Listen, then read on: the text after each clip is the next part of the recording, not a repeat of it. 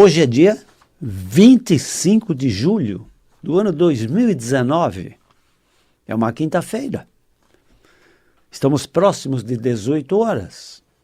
E como sempre acontece neste horário, as ondas milagrosas da Rádio Mundial transmitem as nossas jornadas em direção à finalidade da nossa saúde. Eu sou o Dr. Rui Mercúrio. Boa noite.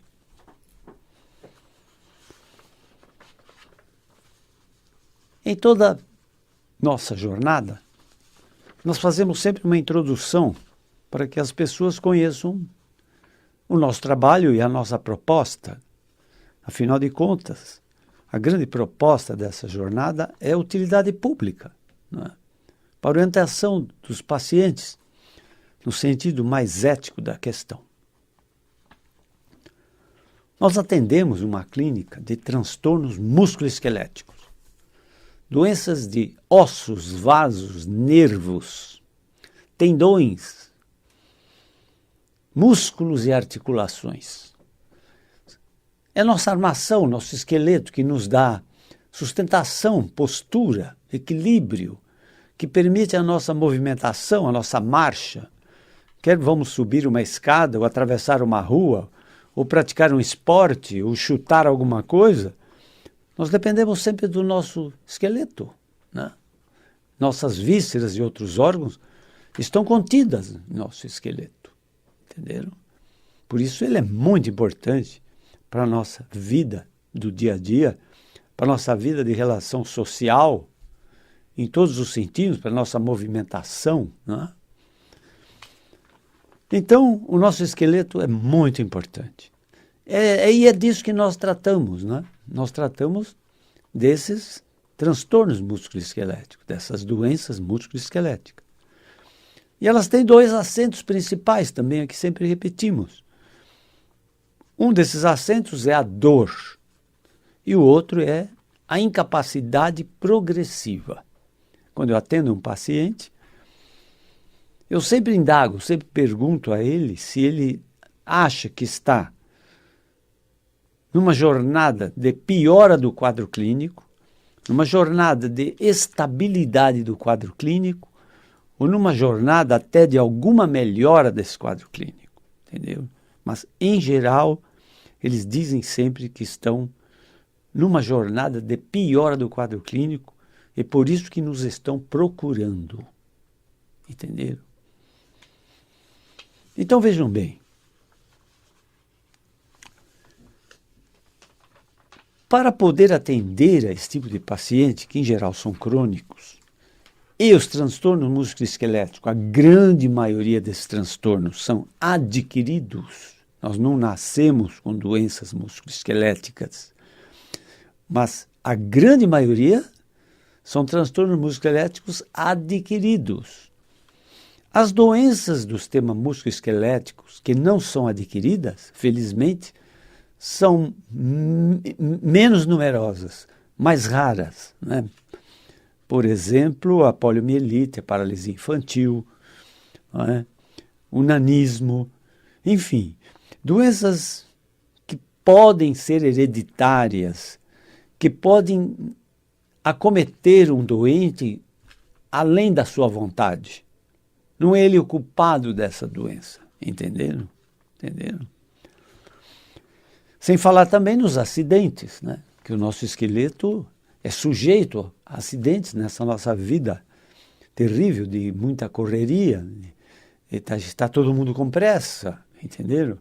Então, nisso tudo, nós sofremos também as vicissitudes, né? As tragédias de acidentes que causam fraturas, que podem causar paralisias, paraplegia, que podem causar até a morte do indivíduo, dependendo da intensidade do trauma, do acidente. Entenderam?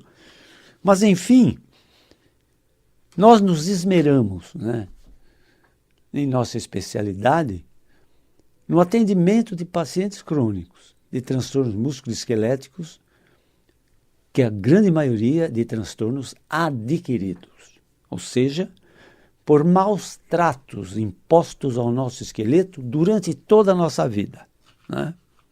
Excesso de peso, obesidade, imobilismo, insuficiência muscular, impactos, traumatismos, não é?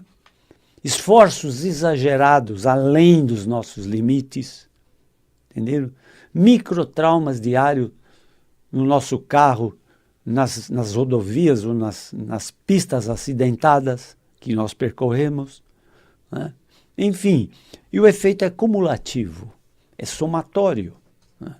É somatório.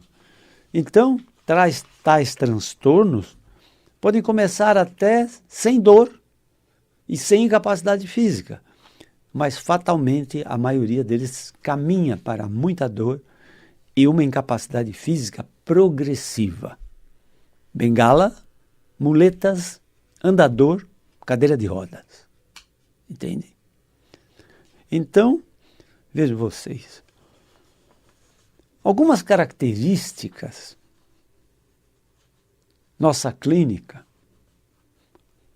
aprendeu a lidar com esse tipo de problema, com esse perfil de pacientes, entende? Ainda hoje, atendemos uma paciente que veio com 25 diagnósticos. Imagine vocês. Seria como que eu atendesse ao mesmo tempo 25 doentes.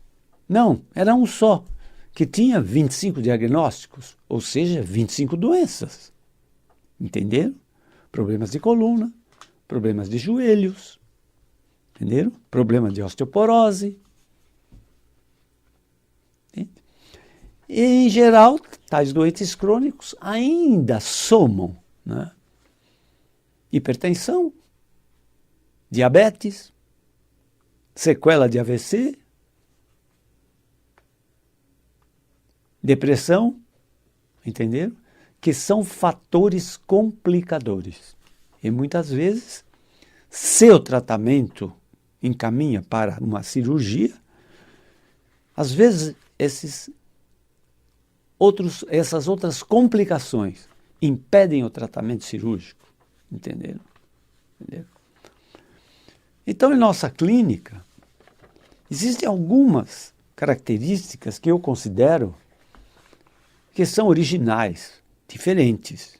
Entenderam? Primeiro,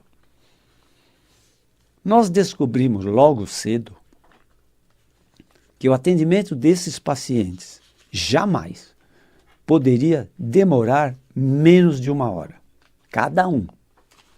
Então, nós marcamos consultas de hora em hora. Entenderam? Por quê? Porque para você obter uma história da doença desse doente, que já dura meses, anos ou décadas, você tem que ser minucioso. Entende? Além do que, nós sempre, no interrogatório complementar que se segue à história clínica, nós sempre indagamos que tratamentos você já fez, que diagnóstico outros médicos deram do seu problema. Entende? Quais foram os tratamentos que você fez? Qual tratamento te deu alguma satisfação, algum resultado satisfatório? E que tratamentos você possa ter feito e que não deu nenhum tipo de resultado? Entendeu? Então, a história clínica tem que ser minuciosa. E ela é enriquecida por uma coisa chamada interrogatório complementar. Ou seja, o paciente, às vezes, na consulta, ele esquece de alguns detalhes que são importantes para se firmar o diagnóstico. Então, você vai perguntando, como aconteceu isso? Quando aconteceu? Que fatores melhoram esse teu problema? Que fatores pioram esse teu problema? Entenderam? Entenderam? Então, tudo isso é enriquecedor no sentido de se dar um diagnóstico da causa do problema. Vejam bem, vejam bem. De nada vai adiantar o tratamento de uma doença se ela não for ao âmago da questão, a causa do problema. E o diagnóstico sempre tem que ser o diagnóstico etiológico, o diagnóstico da causa da doença. Em se tratando a causa da doença, o resultado vai vir. Entenderam? Entenderam? Você fazendo o diagnóstico da causa da doença, você pode estabelecer o que o doente quer mais ouvir. O que ele quer ouvir? Ele quer ouvir qual é o prognóstico. Entende? O que eu posso esperar? Eu estou doente desse mal. O que eu posso esperar disso? Entende? Vou ter que carregar essa cruz para o resto da minha vida? Ou vou ter um alívio com algum tipo de tratamento? Ou, quem sabe, até posso conseguir uma cura? Entenderam? O paciente quer ouvir isso com muita ansiedade. Eles querem ouvir isso. Entenderam?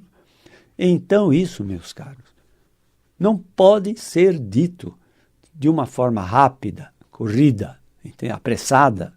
Então, por isso, as nossas entrevistas ou consultas médicas duram de 60 minutos, 1 hora ou até um pouco mais.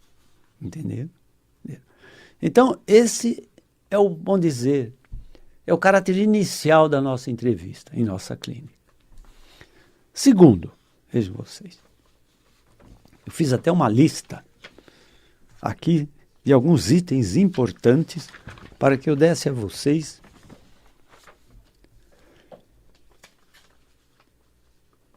vejam vocês, uma vez que se estabelece uma história clínica, um interrogatório complementar, a seguir é necessário fazer um minucioso exame físico. Entenderam?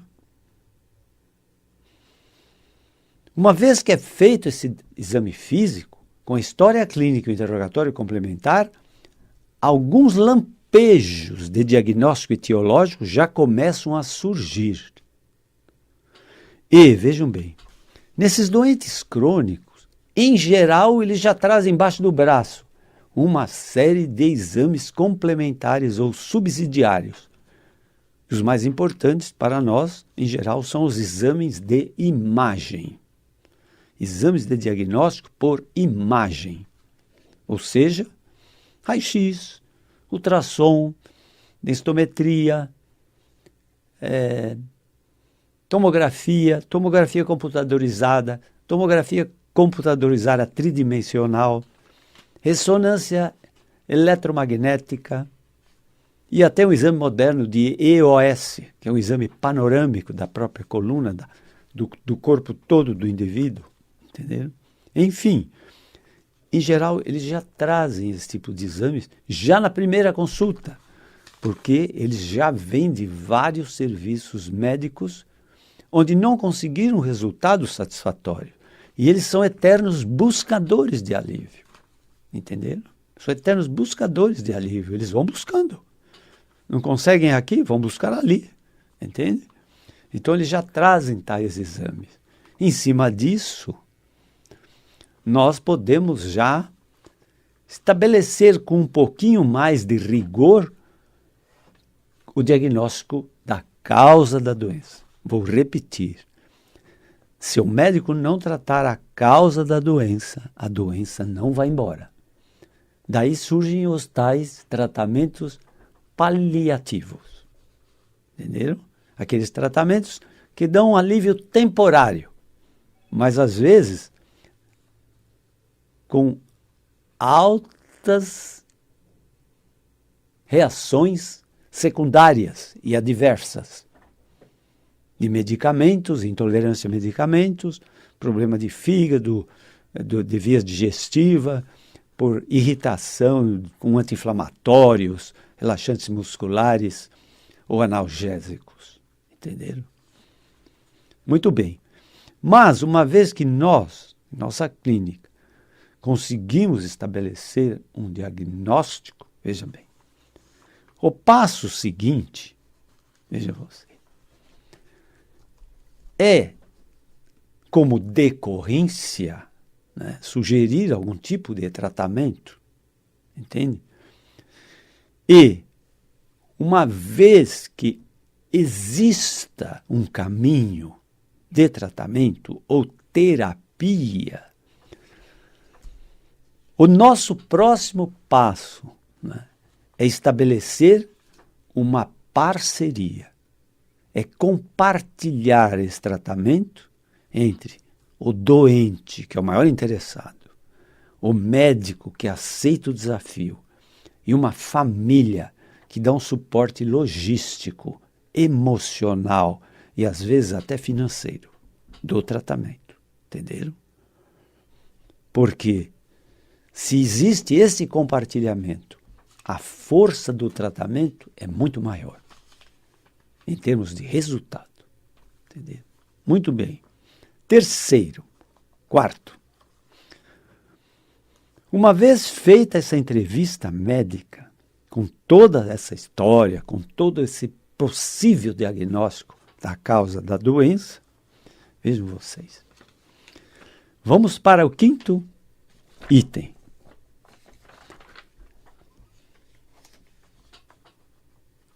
Nós aí estabelecemos o seguinte: depois dessa consulta, estabelecemos o diagnóstico, damos uma orientação ao paciente do tipo de tratamento que pode ser feito, falamos sobre o prognóstico da doença e dizemos o que esperamos do tratamento que vai ser feito. Mas, vejam bem, o paciente, ele recebe muita informação junto, né? Ele está já alterado, né? Ninguém com dor está numa condição de raciocínio absolutamente normal, entende? E nós, como seres humanos, não podemos nos livrar de nossas emoções. E se há uma coisa que causa emoções altamente negativas, essa coisa se chama dor. E também percebermos uma incapacidade física que está progredindo. Entendeu? Isso é muito ruim. É muito mal. Mexe com as nossas emoções. Entendeu? Então, o que nós fazemos? Nós enviamos para esse doente, depois que ele foi embora, nós enviamos para o seu e-mail. Ou então, até às vezes, quando isso não é possível, fazemos um relatório da consulta e mandamos pelo correio para esse doente, onde lá estabelecemos todos os diagnósticos que nós conseguimos encontrar. Nós estabelecemos ali os possíveis tratamentos que deverão ser feitos. Nós estabelecemos por escrito tudo isso, não é? Para o seu e-mail. Nós estabelecemos o que se espera desses tratamentos, quanto tempo vai demorar, qual o possível custo desse tratamento, entendeu? Como se pode pagar esse tratamento? É via um convênio médico? É via um reembolso médico, de tratamento médico? Entenderam? Ou o paciente vai ter que arcar pessoalmente, particularmente, com os custos desse tratamento. Porque, afinal de contas, ainda no Brasil, a ciência médica tem que ser comprada. Entenderam? Não há uma medicina aqui socializada. Em alguns países desenvolvidos, a medicina é socializada. O doente é um problema do Estado, e não dele próprio. Ele vai ao médico que ele escolhe o melhor, ele recebe um tratamento e o médico manda a conta para o Estado, não para o doente. Entenderam? Mas o Brasil ainda não atingiu esse grau de progresso em ciência de saúde. Muito bem. Então, nós mandamos esse relatório para o doente, entende? Uma vez que ele recebe esse relatório, ele pode discutir o seu problema com seus familiares. Ele pode se esclarecer, entende? E embaixo desse relatório ainda dizemos assim: se houver alguma dúvida, por favor, nos consulte novamente, mesmo por e-mail, ou marque uma nova consulta, que não será cobrada esse retorno, para que você possa receber maiores esclarecimentos, além do que esse relatório está te esclarecendo. Entenderam? Outra coisa que eu acho que é inédita, que é original da nossa clínica, é o seguinte: o doente é atendido por uma equipe multidisciplinar. O que quer dizer isso? Ele é atendido por um profissional médico, que é o chefe do grupo, né? Depois, ele é atendido por 2 fisioterapeutas, individualmente. Só ele. A fisioterapia não é um tratamento coletivo. A fisioterapia tem que ser um tratamento individual. A necessidade de um doente não é igual a de outro. Entende? Por isso a fisioterapia é um tratamento individual.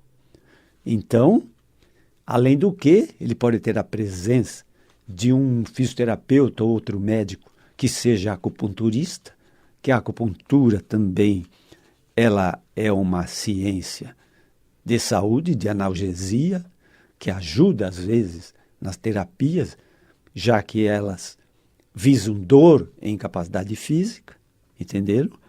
E também um instrutor de aulas de ginástica, de alongamento, um instrutor de pilates, de RPG, de Hummer, enfim. Isso tudo, gente, em nossa clínica, o doente recebe ao mesmo tempo. Então, eu diria que talvez seja o único serviço médico onde o doente tem na sala, ao mesmo tempo, tudo isso individualmente. Entenderam?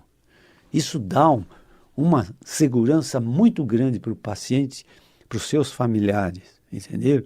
E o médico estando presente, ele pode, a qualquer momento, mudar os rumos dessa terapia, entenderam?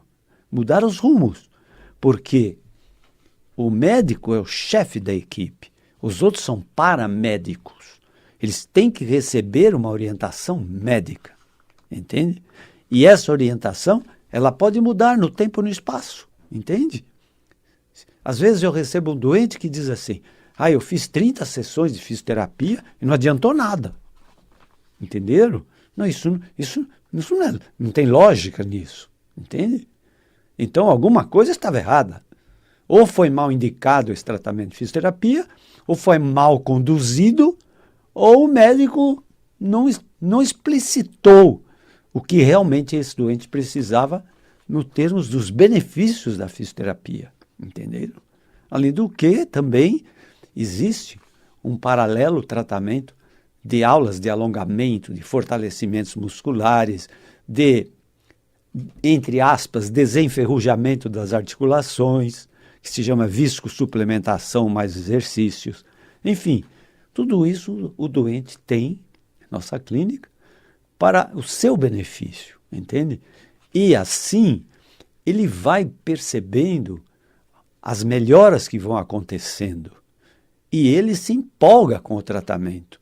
Porque quando você vê resultado no tratamento, você vira um verdadeiro parceiro nesse tratamento, entendeu? Você se sente muito satisfeito em participar desse tratamento, entenderam? Isso é importante, isso é muito importante, entendeu? Então, basicamente, gente, eu quis fazer aqui, até eu diria de forma um pouco até resumida, não tão resumida, mas resumida, entendeu? De como é a logística da nossa clínica na abordagem dos transtornos musculoesqueléticos dos nossos pacientes, em geral crônicos, com transtornos adquiridos. Mas hoje o nosso tempo aqui está se esgotando, né? Espero que aproveitaram desta jornada. Esperamos tê-los conosco na nossa próxima jornada, toda quinta-feira, perto das 18 horas, através das ondas milagrosas da Rádio Mundial. Se quiserem conhecer o meu trabalho como médico, a minha clínica fica em São Paulo, na Avenida Pacaembu, 1024, no bairro do Pacaembu, bem pertinho das Perdizes. O telefone da minha clínica é 11 3661 4243. 11 3661 4243. Todas as minhas palestras estão no YouTube. Se vocês acessarem lá, Rui com Y, Mercúrio, lá estão minhas palestras, entende? Todas de utilidade pública, que poderão servir a vocês que estão nos ouvindo. Muito obrigado por toda essa atenção. Que sejam todos muito felizes. Mas para isto, é preciso ter muita saúde. Até a próxima. Obrigado.